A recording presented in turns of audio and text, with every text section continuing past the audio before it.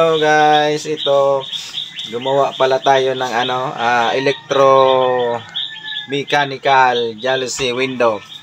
Yan, sa mga gusto nito na gawin sa bahay nila na yung mga window nila ni-remote na, pwede natin gawin yan. Kasi ito, naggawa ako ng prototype ba ito pala, lab?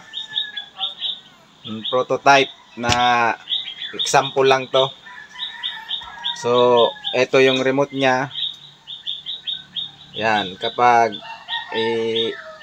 i-open natin, pindot ka lang dito, ayan o. Ayan, mababa na siya. So ito pala nabili natin sa online, pero nag DIY pa tayo dito. Hindi lang kakabit na lang natin, nag DIY pa tayo dito kasi hindi siya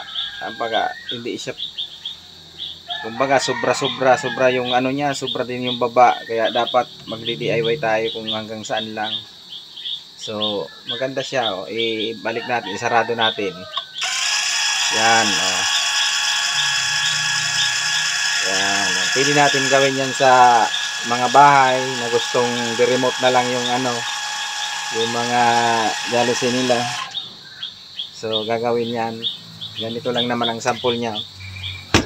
Ito yung power supply, ito yung actuator, tapos yun ito yung yung manual switch, tapos di-remote na siya.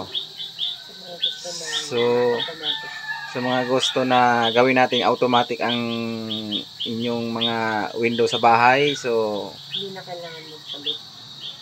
contact lang. Thank you.